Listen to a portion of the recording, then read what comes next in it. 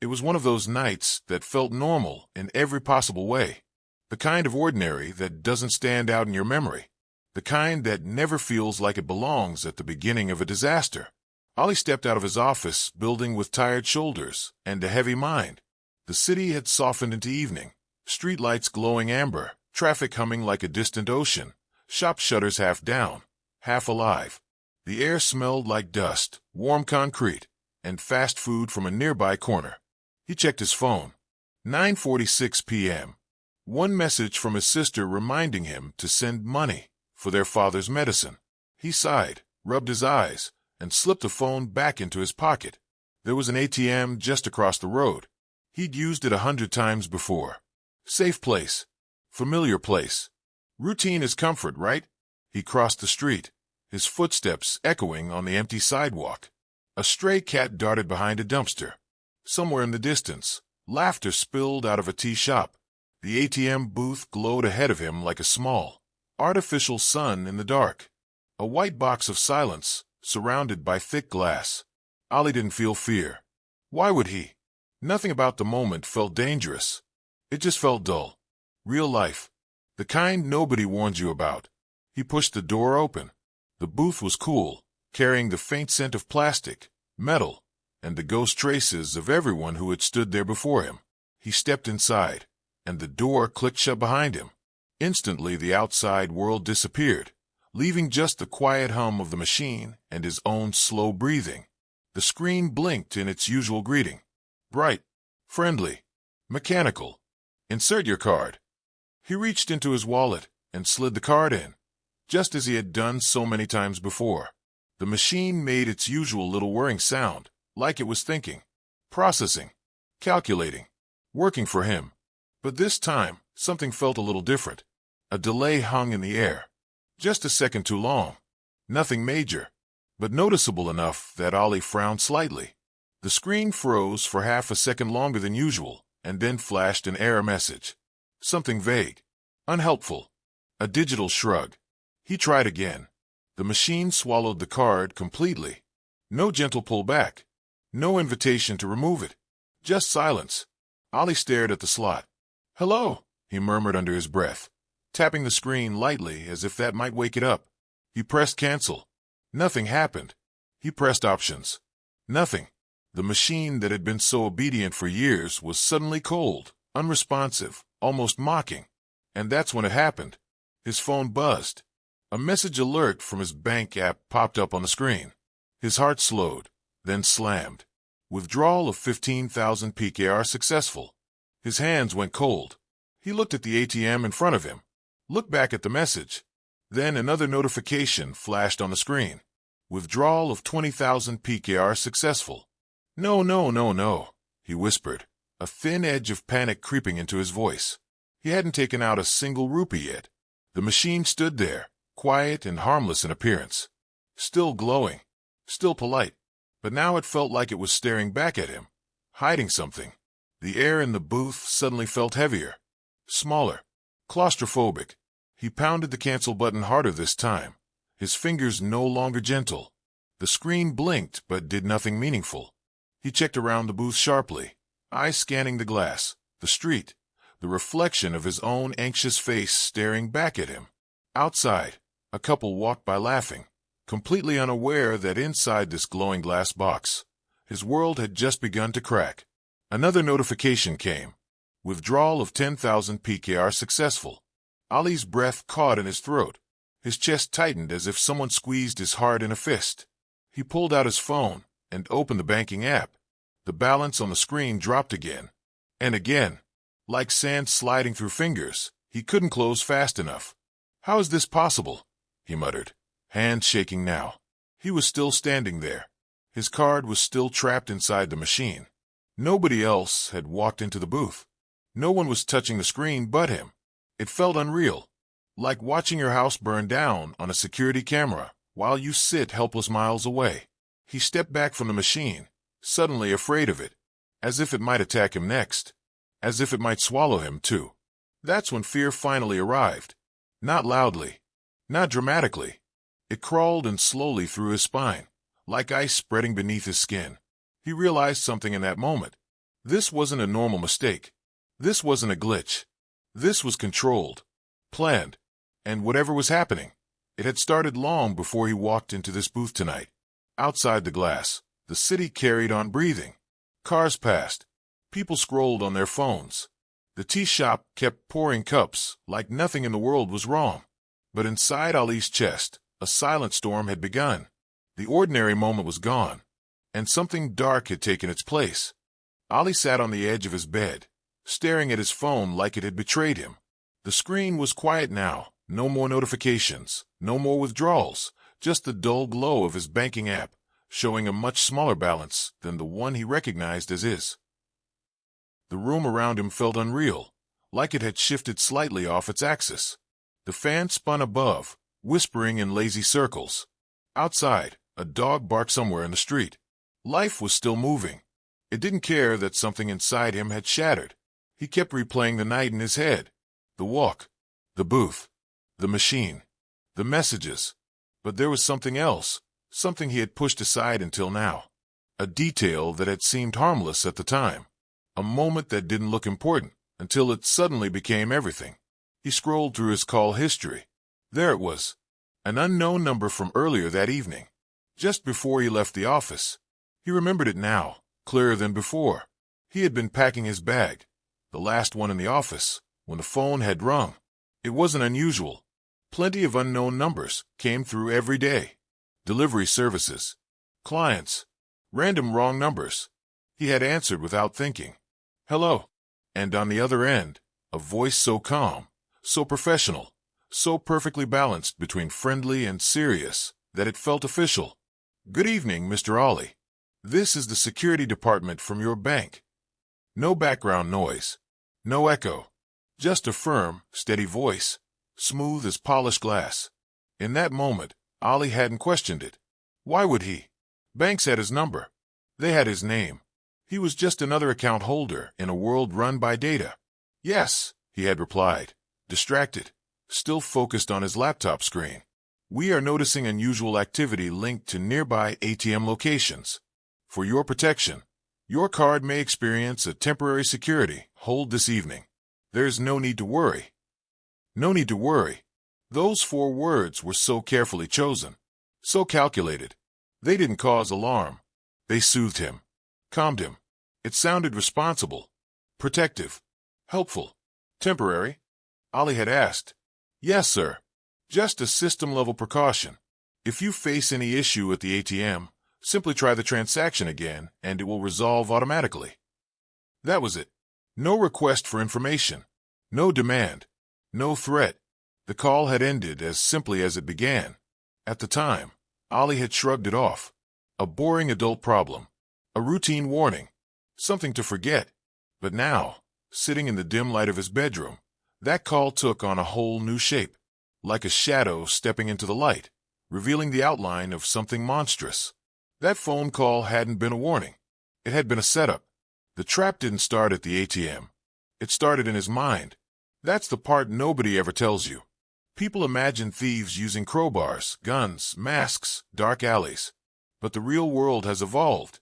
Now the most dangerous weapon isn't a knife in the dark. It's a voice that sounds like it belongs.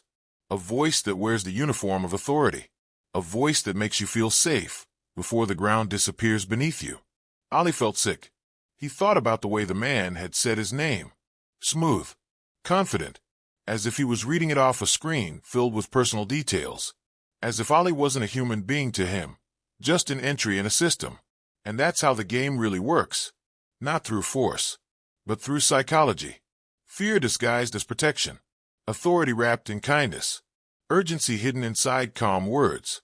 Humans are wired to trust systems, especially when they claim to be looking after us. Ali had trusted that voice because it sounded like control. It sounded like order in a chaotic world. The criminals didn't need to overpower him. They only needed to guide him. He lay back on his bed, staring at the ceiling now, his heart thudding slow and heavy in his chest. He imagined the person on the other end of the line, sitting in some unknown room, surrounded by monitors, numbers, screens, other people's lives reduced to data. He imagined a small smile when Ali answered, the quiet confidence when the trap was set. They never touched him. They never stood next to him. They never even saw him. And yet, they controlled him. It was a strange, horrible realization, the kind that makes you feel small in a world built on invisible threads. His phone vibrated again, and his entire body tensed. But this time it was his sister asking if he had sent the money yet. He didn't reply. Instead, he turned the phone face down on the bed. For once in his life, the digital world felt like an enemy. He walked to the window and looked down at the street. A man standing near an ATM in the distance. A woman stepping out of a booth with a receipt in her hand. Another person walking up, card ready, head full of thoughts, worries, plans, completely unaware of how fragile trust really is.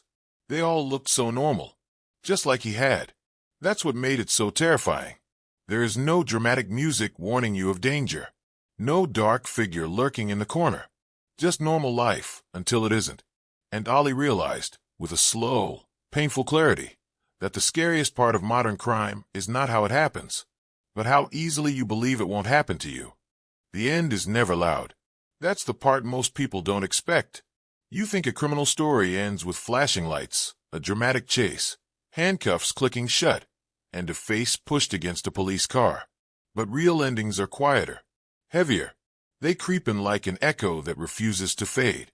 And that's exactly how this one ends. By the time authorities finally put the full picture together, the city had already moved on. New faces walked into the same bank branches. Fresh hands touched the same ATM buttons. Different people stood in the same long lines, checking their balances, trusting the screen when it said, "Transaction complete." But behind the digital normalcy, an ugly realization had started sinking in. Hundreds of victims. Thousands, maybe. Lives disrupted, savings drained, trust broken. Some lost money they could never replace. A young student's tuition, a father's emergency fund, a woman's monthly rent. For some, it wasn't just numbers on a screen. It was their entire sense of control over their own lives. And the scariest part? Most of them still didn't understand how it happened. You see, the final stage of a scam is never about the scammer. It's about the silence they leave behind, the confusion, the shame people feel, the moment where they look at their bank statement and quietly whisper to themselves, "How did I not see this?" I remember reading the statement of one victim, and it still stays with me. She said, "It wasn't just the money. It was like someone walked into my home, and I didn't even hear the door open." That's what modern fraud is. Silent theft. No masks. No broken windows. Just someone standing miles away, watching numbers change. But every storm leaves evidence. Every shadow eventually meets light. The investigation didn't happen overnight. It was slow, painfully slow. A digital trail scattered across servers, fake identities, overseas accounts, burner phones. Each thread looked meaningless on its own. But someone kept pulling. A cybercrime unit analyst who refused to close the file. A bank worker who noticed repeating patterns in complaints. A police officer who wasn't ready to call it coincidence. Bit by bit, like fragments of a broken mirror, the truth started reflecting. This wasn't random. This wasn't a few small-time criminals. It was organized. It was calculated. It was engineered. The mastermind, the invisible hand guiding it all, didn't look like a villain. No scary face, no secret underground lair. Just an ordinary figure blending into crowds, cafes, normal life. Someone who understood human behavior better than most people understand themselves. Someone who knew that the weakest point in any system isn't the machine. It's the human being standing in front of it. But here's where the story changes shape. Because while the criminals sharpened their tactics, society was sharpening something else. Awareness. News channels started covering it. Social media filled with warnings. Banks updated their advisories. Families started talking about it around dinner tables.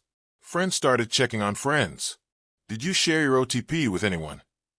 Did someone call pretending to be the bank? Did you notice anything strange at the ATM? Fear slowly transformed into knowledge. And knowledge is the only thing scammers can't hack. You see, a scam doesn't really die when the criminal is caught. It dies when the public stops falling for it. Parents began teaching their children what no school book ever mentioned. Never trust a caller who demands urgent action.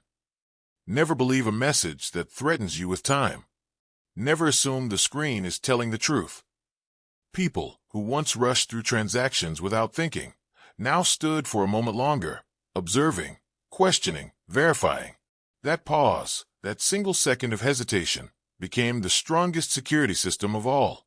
For me, the most powerful moment wasn't in the courtroom or the police station. It was in a small ATM booth. Weeks later, a teenage boy stood there, phone in one hand, card in the other.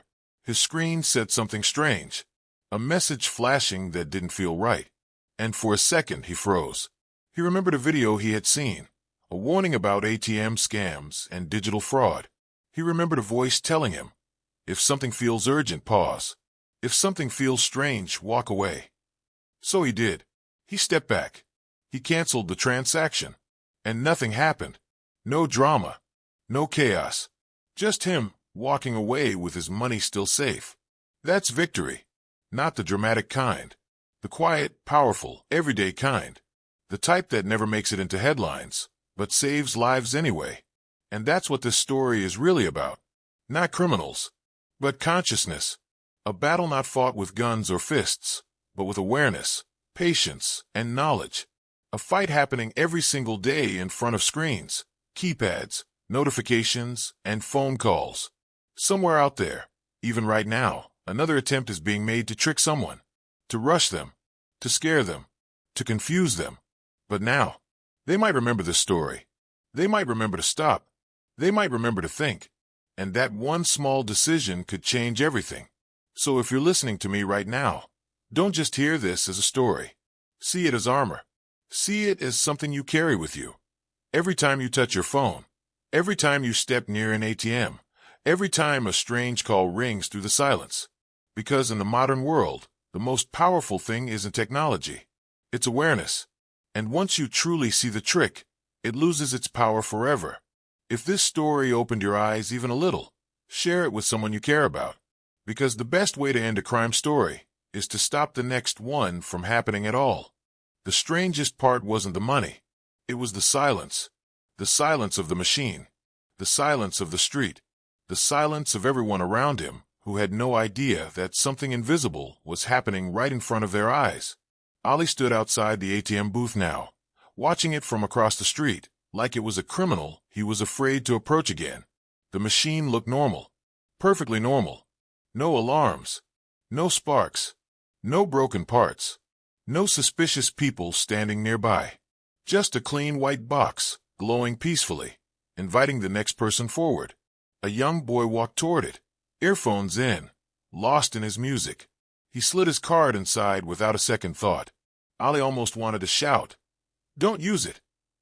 But the words froze in his throat. Because how do you explain something you don't even understand yourself? The boy typed his PIN, pressed a few buttons, and seconds later, cash slid out. He smiled casually, pocketed the money, grabbed his card, and walked away as if nothing in the world was unusual. Everything looked normal. But Ali now knew something terrible. Just because something looks normal doesn't mean it is. He slowly walked back toward the booth. Each step felt heavier than the last, like he was walking into deep water. The closer he got, the more he noticed tiny details he had never paid attention to before. The small camera bubble in the corner of the ceiling, the reflection of a passing car in the glass, the dull scratches on the side of the machine. He stared at the card slot. It looked exactly the same as always. But now his mind was full of questions. What if something had been changed, even slightly? What if something had been added that the average person could never notice? What if the danger wasn't in what you could see, but in what you couldn't? He looked around again. A man stood at the end of the street pretending to be busy on his phone. A woman walked past pushing a stroller. A security guard sat inside a shop across the road, watching a small TV. Life went on. Yet the truth was this. Everything was happening right in the open. No masks. No weapons. No dramatic chase. Just silent hands and silent signals and silent eyes somewhere, watching. The worst kinds of criminals don't hide in the shadows anymore. They blend into the crowd. They sit at coffee shops. They lean against walls. They pretend to be pedestrians. They look up at the sky. They look down at their phones. And you'd never know that while you stand at a machine thinking about groceries, bills, family, someone else is paying attention to numbers that represent your entire life. To Ollie, it now felt like the ATM wasn't just a machine. It was a stage. A stage where people stepped in one by one to play the role of customer, unaware that somewhere, someone off stage was watching every movement, every button, every second spent inside that booth. He noticed a tiny wrongness now. Not enough for a normal person to care. Just enough for a man who had just lost part of his world. The card slot seemed thicker than he remembered. The surface of the keypad slightly raised. The top edge of the screen a bit more bulky. Changes so small that you'd only ever notice them if your mind was suddenly sharpened by fear. Ollie stepped back again. And suddenly, the story became so much bigger than him. He imagined dozens of people during the day. Office workers, mothers, students, old men counting their savings, teenagers withdrawing spending money, all of them stepping up to this same machine, all of them trusting it, all of them believing in a system designed to protect them. Meanwhile, something else quietly fed on that trust. It didn't shout. It didn't threaten. It didn't force. It just waited and collected. That's what made it terrifying. Violence leaves bruises. Break-ins leave broken glass. But this left nothing but confusion, empty balances, and a deep feeling of being violated in the quietest way possible. Ollie looked at his reflection in the booth's glass. His face looked older somehow. Harder. The innocence he had walked in with earlier that night had melted away. This wasn't just a machine anymore. It was proof that the world had changed. Crime no longer needed courage. It needed patience and understanding of the human mind. Somewhere on the other side of the city, maybe on the other side of the country, or maybe even in another country entirely, someone was watching numbers climb on a screen. Not faces, not emotions, just numbers. And to them, Ollie wasn't a man standing in a street under flickering lights. He was just data, a target that had already been processed. He turned away from the booth slowly. Behind him, another person walked in and the door clicked shut, sealing them inside the glass box with a soft, innocent sound. Click. A sound that now meant something entirely different. Ollie walked down the street, his mind burning with one single thought. The most dangerous things in the modern world don't look dangerous at all. They look normal. They look safe. They look like everyday life, which is exactly why they keep winning. Ollie didn't remember how he got home. The road, the traffic, the turns, all of it blurred into a distant, colorless memory, like a scene viewed through fogged glass. He only remembered the moment his door closed behind him, the familiar click echoing through the empty apartment, and the heavy, suffocating silence that wrapped around him. He stood there for a long time, still wearing his jacket, his keys dangling loosely from his fingers. The walls that once felt safe now felt like they were closing in, the ceiling lower than usual, the air heavier. He finally dropped the keys on the small table by the door. The metal clink hit the surface, with a hollow sound that echoed in the room, a sound that somehow felt louder than it should have been. Then he pulled out his phone again. A part of him didn't want to look. A part of him already knew what he would see. But the human mind is cruel. It forces you to relive the truth, again and again, as if staring at it long enough might somehow change it. He opened his banking app. The numbers were still wrong. No matter how long he stared at them, they didn't turn back into the numbers he recognized. They didn't return to the balance he had worked months to build. They stayed frozen there, reduced, unfamiliar, brutally real. And for the first time that night, Ollie felt something break inside him. Not loudly, not like in the movies where people scream and throw things. It was quieter than that, much more dangerous. It was the kind of collapse that happens deep inside the chest, where hope and stability are supposed to live. His breathing became shallow. His chest tightened. The world tilted slightly to the left, and he had to sit down on the edge of the couch before his legs gave out. This can't be happening, he whispered into the quiet room. But it was happening. And the worst part wasn't just the money. It was everything that money represented. His father's medicine, rent for next month, the small savings he had built for emergencies, the feeling of control over his own life. All of it had just vanished into a digital void. and there was no one standing in front of him to blame. No face to look at. No hands to grab. No door to knock down in anger. The enemy had already disappeared into the invisible. He thought about calling someone. The bank. The police. A friend. But even that felt exhausting. Where would he even begin? Someone stole my money, but I was standing right there. It sounded ridiculous. Unreal. He imagined trying to explain it, and imagined the doubt in their eyes. The questions. The suspicion that maybe he had made a mistake. Entered the wrong amount. Shared something he shouldn't have. A strange feeling of shame crept in, even though he had done nothing wrong. That's another cruel trick of this kind of crime. It doesn't just steal your money.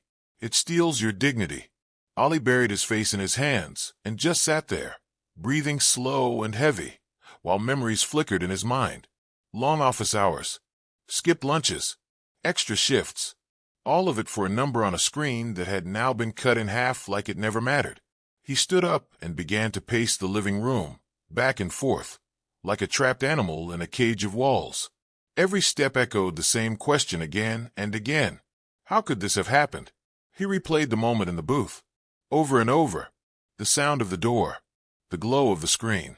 The little delay. The first message on his phone. The cold rush through his veins. He could still feel it. His phone vibrated in his hand again. This time, a message from his bank's official number. If you did not authorize recent transactions, please contact customer support immediately. The words blurred in front of his eyes. He almost laughed. Now they wanted him to call. Now they wanted him to act. After everything was already gone, he sat back down, his hands shaking as he dialed the number. Each tone in his ear felt slow, heavy, unreal.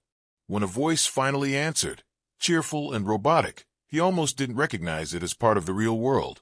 Thank you for calling. He hung up. He wasn't ready. Not yet. Outside his window, the normal world kept moving. Cars passed. People talked on their phones. A man laughed somewhere in the distance, as if nothing had changed. But inside that apartment, a storm quietly settled in. Ali leaned back on the couch, staring up at the ceiling, his mind empty now. Not angry. Not screaming. Just hollow.